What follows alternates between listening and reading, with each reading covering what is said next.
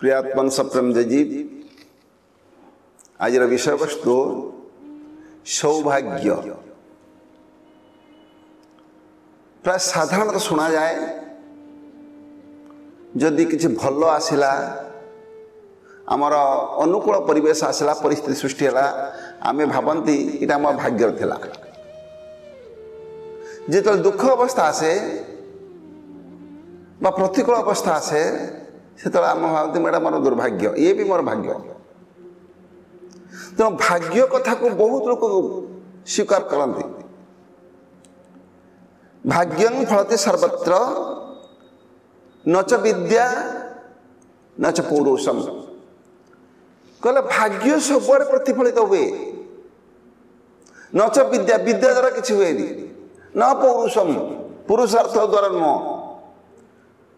तेणु से कहते समुद्र मंथन रे जहाँ सब बाहरला भाग्य बल कृष्ण को लक्ष्मी प्राप्त है महादेव को बा देव शंकर ईश्वर को विश्व प्राप्त है। ये हूँ भाग्य थिला। ये जो कह जाए ये कहवा कथा भाग्य अर्थात जदि के कहवा कथा तो भाग्य कौन भाग्य क्या कह जाए पूर्वार्जित कर्म जत तत् भाग्यम इति उच्यते। पूर्वरु करिथिबा कर्म भाग्य आकार लिखा जाए। पूर्व माने पूर्व जन्म हो बा पूर्व दिन हो बा पूर्व समय हो ताले भाग्य बोले अर्थात मु जहा करिछि ता फल प्राप्त हला ता हो भाग्य। आज आम आलोचना करिया सौभाग्य का किम सौभाग्यम।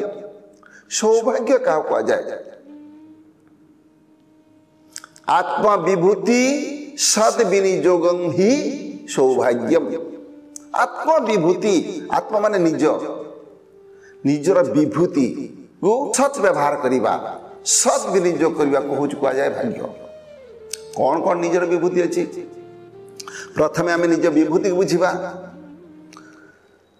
स्रष्टा प्रत्येक मनीष मानकु गोटे माली रूपरे तांकर सृष्टि रूपक अर्थात संसार रूपक जो उद्यान को सौंदर्यमय करिबा पाई फल फूलरे सुसज्जित करिबा पाई माली रूपरे समस्त मनीष मानकु पठेइछन्ति।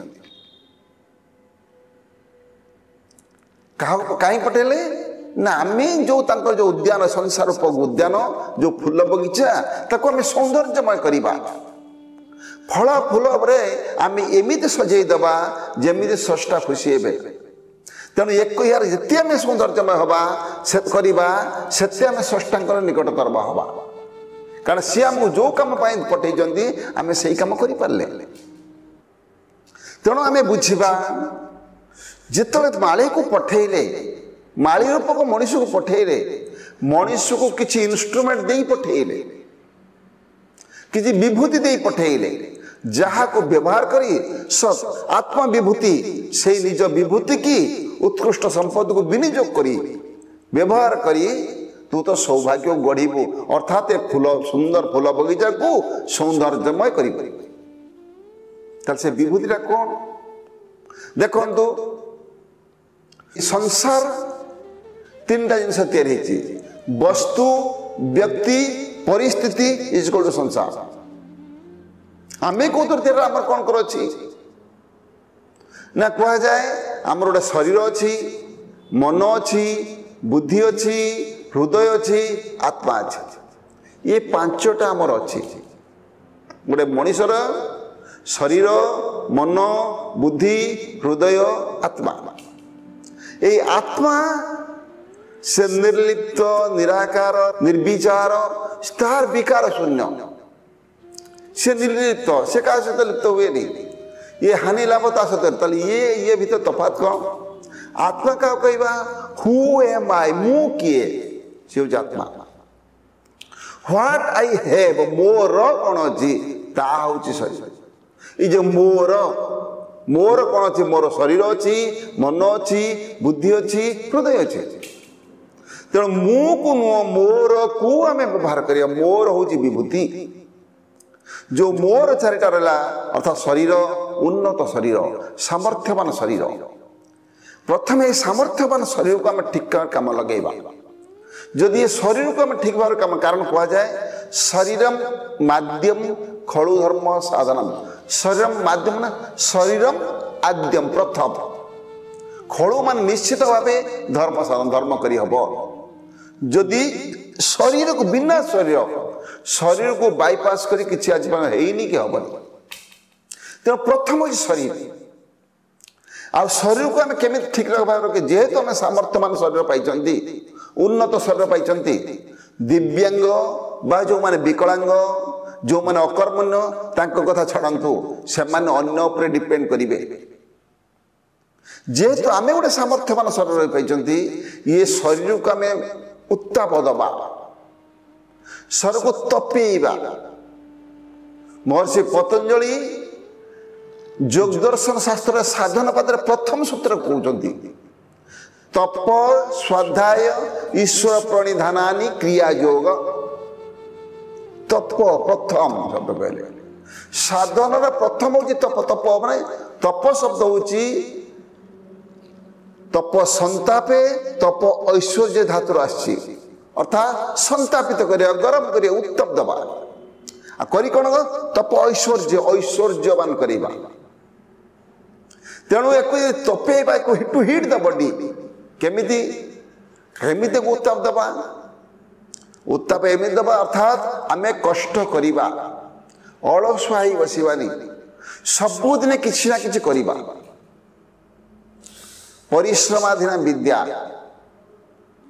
अलसुआ क्या जानते जी केवल पर निर्भर करे जे कौन से काम खाली बरात करिबो से करिबोनी बरात करिबो अभियोग करिबो अभियुक्त हबनी गोटे काम पड़ी खाली कहबो एटा हलानी सेटा हलानी सेटा तू टे करूनु ना करिबोनी से अर्थात काम रे इन्वॉल्व हबनी आउ सब बळे अभियोग करिबो तेणु से आम देखा प्रथम आम काम करवा अलसुआ हबानी कर्मठ हवा एक्टिव हवा कष्ट करिबा कष्ट सहिबा नंबर 3 निज अंग पर निज आयत्त रखिबा जमी जन जन बस गोड़ हलुची जो मान गोड़ हलुची से चाहे कौन गोड़ को अटकी पारती अर्थात अंग पर नियंत्रण नहीं तेणु निज अंग पर निज नियंत्रण रखिबा आउ निजको ऐश्वर्यवान अर्थात शक्तिमान करने जेकोसी व्यवस्था करवा साधन करंतु जहाँ करंतु बॉडी को से फिट रखा व्यवस्था करवा जहाँ फल ये शरीर जब आम ठीक रही पारा ताले आमको सब कम करने को भल हम आग्रह आसो सृष्टि हम ताले शरीर को तप देले तप क्रिया कले बा गरम कले कौन लाभ हम से महर्षि पतंजलि साधन पादरे 43 नंबर सूत्र कहती काय इंद्रिय सिद्धि अशुद्धि क्षयात तपस काय माने शरीर इंद्रिय माने सिद्धि प्राप्त होइतिबे अशुद्धि क्षयात तपस तप द्वारा आम शरीर जो अशुद्धि अच्छी खराब जिनस अच्छी वर्ज्य वस्तु अच्छी से पलि आउ काय माने शरीर इंद्रिय माने सिद्धि प्राप्त हे तेणु प्रथमे आम शरीर दरकार ये उन्नत शरीर को आम कर्मठ करवा नंबर 2 आम गोटे मन अच्छे मन शुद्ध मन पवित्र मन परिष्कृत मन हेले मनर तृतीय रूप चित्त चित्त भी परिष्कृत हो पार मन बुद्धि चित्त अहंकार जे इच्छा करे से मन जे फैसला करे से बुद्धि जे याद करे मने पकाए स्मरण करे ताको जे चित्त जे क्रिया करे से अहंकार तेणु ये मन मन दी आड़ी की ढले मन गोटे वासना दिगु ढले मन गोटे विवेक दिगु ढले जदि वासना दिगु ढलुवा मन अधपतन हुए विवेक दिगु ढलुवा मनर उन्नति हुए वासना कौन वासना हूँ जोड़ा चली गलानी सी आम कष्ट दौचे मुझे फूल धरी फिंगी देली कि हाथ बासुची कि गोटे घटना घटी जाइए घटना को पछर मन पकईकि दुखी ବାସନା ଅର୍ଥାତ୍ ଚାଲିଯିବା ଜିନିଷ ମୋତେ କଷ୍ଟ ଦେଉଛି। କିଛି ଗୋଟେ ଘଟଣା ଘଟି ଯାଇଛି, ସେଦିନ ମୁଁ କାନ୍ଦିଥିଲି, ପୁଣି ଆଜି ମନେ ପଡ଼ିଲା ଆଜି କାନ୍ଦୁଛି, ପୁଣି ଯେଉଁଦିନ ମନେ ପଡ଼ି ସେଦିନ କାନ୍ଦୁଛି। ଘଟଣା ତ ଘଟି ସେ ଚାଲିଯାଇଛି, ଆଉ ଯେତେବେଳେ ମନେ ପଡ଼ୁଛି ମୋ ଆଖିରୁ ଲୁହ ଗଡ଼ଉଛି। ତା ହେଉଛି ବାସନା। ଅର୍ଥାତ୍ ଅତୀତକୁ ମୁଁ ଭୁଲି ପାରୁନି, ଅତୀତ ସବୁବେଳେ ବଞ୍ଚି ରହିବା ପାଇଁ ଚାହୁଁଛି। ଆଉ ଯିଏ ଅତୀତକୁ ବଞ୍ଚେଇ ରଖିବା ପାଇଁ ଚାହିଁବ ତାର ସେ ପ୍ରଗତି କରିପାରିବନି, ଆଗେଇ ପାରିବନି। କାହିଁକିନା ପାଷ୍ଟ ଇଜ୍ ୱେଷ୍ଟ ପେପର, ଯାହା ଚାଲିଗଲା ତାକୁ ଛାଡ଼ି ଦିଅନ୍ତୁ। ତେଣୁ ସେଇଥିପାଇଁ ସବୁବେଳେ ଏକ ମନ ବାସନା ଦିଗକୁ ଢଳିବ, ଆଉ ଗୋଟେ ମନ ବିବେକ ଦିଗକୁ ଢାଳିବ। ଯେଉଁ ମନ ବିବେକ ଦିଗକୁ ଢଳିବ ସିଏର ଉନ୍ନତି ହେବ, ଅର୍ଥାତ୍ ତା ପ୍ରତିଭାର ପ୍ରଗତି ହେବ, ବିକଶିତ ହେବ। ଆମେ ବିବେକ ଦେଉ, ବିବେକ କାହାକୁ କୁହାଯାଏ? ନିତ୍ୟ ଅନିତ୍ୟ ବସ୍ତୁ ବିବେଚନା ବିବେକ। କ'ଣ ନିତ୍ୟ କ'ଣ ଅନିତ୍ୟ, କ'ଣ ଠିକ କ'ଣ ଭୁଲ ତଫାତ କରିବା, ଅଲଗା କରିବା, ଫରକ କରିବା। ଯଦି ଫରକ ଆମେ କରିପାରୁନାହାନ୍ତି, ସୁଖ ଦୁଃଖରେ ଫରକ କରିବା, ସୁଖ ଦୁଃଖ ବିବେଚନା ବିବେକ, ଭଲ ମନ୍ଦ ବିବେଚନା ବିବେଚନା କରିବା। ଯଦି ଆମେ ବିବେଚନା କରିପାରୁନାହାନ୍ତି, ଫରକ କରିପାରୁନାହାନ୍ତି, ତାହେଲେ ଆମର ବିବେକ ନାହିଁ। ଯେଉଁ ମନ ବିବେକ ଦିଗ ଅର୍ଥାତ୍ ବିବେଚନା କରିପାରୁଛି ସେଇ ମନ ପରିଷ୍କାର ହେବ, ଶୁଦ୍ଧ ହେବ। ମନକୁ ଦୁଇ ଭାଗ କରାଯାଏ, ମନ ହିଁ ଦ୍ୱିବିଧଂ ପ୍ରୋକ୍ତମ ଶୁଦ୍ଧମ ଅଶୁଦ୍ଧମ ଏବଚ। ଗୋଟେ ଶୁଦ୍ଧ ମନ, ଗୋଟେ ଅଶୁଦ୍ଧ ମନ। ଅଶୁଦ୍ଧମ କାମ ସଂକଳ୍ପମ ଶୁଦ୍ଧମ କାମ ବିବର୍ଜିତମ। ଅଶୁଦ୍ଧ ମନ କାମନା ଜର୍ଜରିତ। ଅଶୁଦ୍ଧ ମନ କହିବ ସବୁ ଜିନିଷ ମୋର ମିଳୁ। ଶୁଦ୍ଧମ କାମ ବିବର୍ଜିତମ, ଶୁଦ୍ଧ ମନ ଯାହା ମିଳିଲା ଖୁସି, ପୁରୀ ପଲାଉ ଖୁସି, ଶାଗ ପଖାଳ ବି ଖୁସି। ତେଣୁ ଶୁଦ୍ଧ ମନ ଯାହା ମିଳିଲା ସେଥିରେ ସନ୍ତୋଷ, ତାକୁ କୁହାଯାଏ ଶୁଦ୍ଧ ମନ। ତେଣୁ ପ୍ରଥମେ ଶରୀର, ତାପରେ ମନ। ମନ ସବୁବେଳେ ଦେଖିବେ ମନରେ ଯାହା ମିଳିଲା ଆନନ୍ଦରେ ତାକୁ ଗ୍ରହଣ କରନ୍ତୁ, ପରିଷ୍କାର ଶୁଭ କରିବା, ମନକୁ ଶାନ୍ତ ରଖିବା। କାରଣ ଦେଖନ୍ତୁ ସମସ୍ୟା ସମସ୍ତ ଜୀବନରେ ଅଛି। ସମସ୍ୟା ଭଲ ଲୋକର, ଜ୍ଞାନୀ ଲୋକର ବି ଅଛି, ଭଲ ଲୋକର ଅଛି, ଖରାପ ଲୋକ ବା ଅଜ୍ଞାନୀ ଲୋକର ବି ଅଛି। ତଫାତ୍ କ'ଣ? ଘଟଣା ଉଭୟଙ୍କ ଜୀବନରେ ଘଟୁଛି। ଜ୍ଞାନୀ ଜୀବନରେ ଘଟେ, ଅଜ୍ଞାନୀ ଜୀବନରେ ବି ଘଟେ। ଜ୍ଞାନୀ କ'ଣ କରେ? ସେ ଘଟଣାରେ ସଂଶ୍ଳିଷ୍ଟ ହୁଏ, ଇନଭଲ୍ଭ ହୁଏ। ଅଜ୍ଞାନ ଯିଏ ସିଏ ମଧ୍ୟ ଘଟଣା ଇନଭଲ୍ଭ ହୁଏ, ସଂଶ୍ଳିଷ୍ଟ ହୁଏ। ମାତ୍ର ଜ୍ଞାନୀ ତା ଦ୍ୱାରା ପ୍ରଭାବିତ ହୁଏ ନା, ଏଫେକ୍ଟେଡ ହୁଏନି। ଅଜ୍ଞାନ ତା ଦ୍ୱାରା ପ୍ରଭାବିତ ହୁଏ। ତେଣୁ ସେ ଆଫେକ୍ଟ ପ୍ରଭାବିତ ହେଇଗଲା, ଆଫେକ୍ଟ ହେଇଗଲା। ଯାହାଫଳରେ ଜ୍ଞାନୀ ଯିଏ ଯେହେତୁ ସେ ତାতে ଏଫେକ୍ଟ ହେଉନି, ପ୍ରଭାବିତ ହେଉନି, ସିଏ ଶାନ୍ତିରେ ସୁଖ ପାଏ। ଆଉ ଅଜ୍ଞାନ ତାতে ପ୍ରଭାବିତ ହେଉଥିବାରୁ ତା ମନ ବିଚଳିତ ହୁଏ, ଅଶାନ୍ତି ଗ୍ରହଣ କରେ। ଜୀବନ ଅଛି ମାନେ ସମସ୍ୟା ଆସିବ, ସମସ୍ୟା ଅଛି ମାନେ ଘଟଣା ଘଟିବ। ସମସ୍ୟା ବଡ଼ କଥା ନୁହଁ, ସମସ୍ୟା ଗୁରୁତ୍ୱ ଦେଲେ ସମସ୍ୟା ବଢ଼ିଯାଏ। ସମସ୍ୟାକୁ ଯଦି ଗୁରୁତ୍ୱ ନ ଦେବେ ସେ ଯେଉଁଭଳି ଆସିଛି ସେଭଳି ଚାଲିଯିବ। ପ୍ରୋବ୍ଲେମ ଡାଇଭର୍ଟ ଟୁ ସିଚୁଏସନ, ସେ ଗୋଟେ ଅବସ୍ଥିତି ହେଇଯିବ। ତେଣୁ ସବୁବେଳେ ଆମେ ଦେଖିବା, ଆମେ ଯେକୌଣସି କାମ କରିବା ଆମ ଶୁଦ୍ଧ ମନରେ କରିବା। ତାପରେ ନମ୍ବର 3 ମସ୍ତିଷ୍କ ଅର୍ଥାତ୍ ବୁଦ୍ଧି। ବୁଦ୍ଧି ବିଚାର କରିବ। The action is the real measurement of intelligence. Napoleon କହୁଛନ୍ତି, ଆମେ ଯେଉଁ କାର୍ଯ୍ୟ କରୁଛନ୍ତି କାର୍ଯ୍ୟ ଯେ ପ୍ରକୃତ ତା ପରିମାପ। କ'ଣ ପରିମାପ? ନା ଆମେ କ'ଣ କଲେ, କିଭଳି ଆକ୍ସନ କଲେ, କିଭଳି କାର୍ଯ୍ୟ କଲେ, ସିଏ କେମିତି ଲୋକ, ସିଏ କେମିତି ଲେଖୁଛି, କେମିତି କହୁଛି, କେମିତି ଅନୁଭବ କରୁଛି, ତା ଦ୍ୱାରା ଜଣାପଡ଼ିଯିବ। ଯଦି ତା କହିବା ଶୈଳୀ, ତା ଲେଖା ଶୈଳୀ, ଭାବନା, ଚିନ୍ତାଧାରା ସବୁ ବଦଳି ଯାଉଛି, ଅର୍ଥାତ୍ ତା ଦ୍ୱାରା ତାର ବୁଦ୍ଧି ନିରୂପଣ ହେବ, ତା ବିଚାର ଶକ୍ତି ନିରୂପଣ ହେବ। ତେଣୁ ରିଏଲ ମେଜରମେଣ୍ଟ, ଆଇନଷ୍ଟାଇନ ଭଲ କଥା କହୁଛନ୍ତି, the real measurement of intelligence is ability to change. प्रकृत मेजरमेंट से परिमाप कह जाए बुद्धिर परिमाप जार क्षमता अच्छी मनुष्य को परिवर्तन करदे जदि मनुष्य को परिवर्तन करदेला न कर पाला ताल प्रकृतार बुद्धि नहीं ज्ञान नहीं मेधा नहीं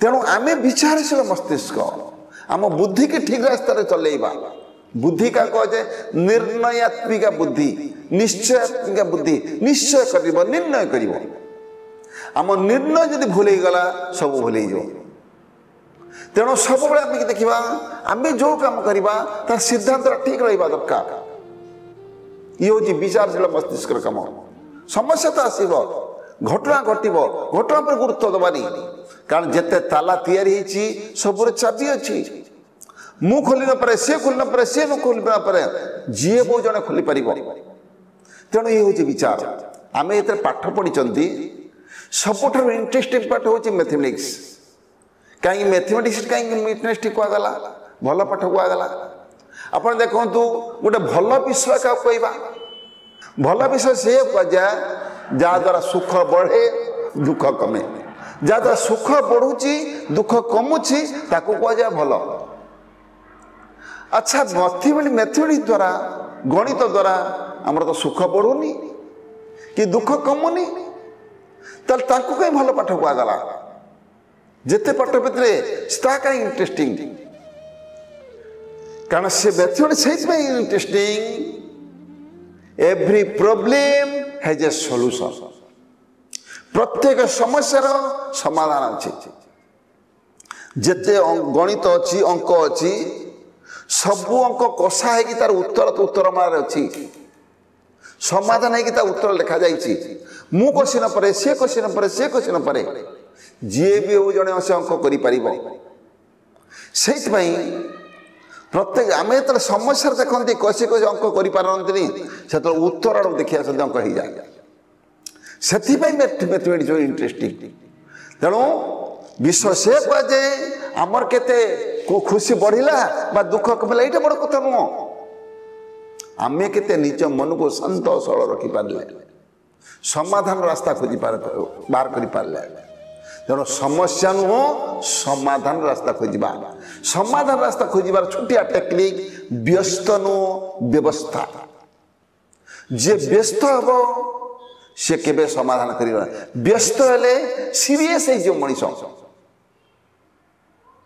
व्यवस्था कले सिनसीयर हो मनीष कौन क्षेत्र में सीरियस हूँ सिनसीयर हो जदि सिनसीयर हे ताले आप दीटा डेभलप हम स्किल डेभलप हम विल भी डेभलप हम जहाँफल आप काम करें तेणु से प्रथम फाउंडेशन देखा व्यस्त नुह व्यवस्था ये हूँ विचारशील मस्तिष्क काम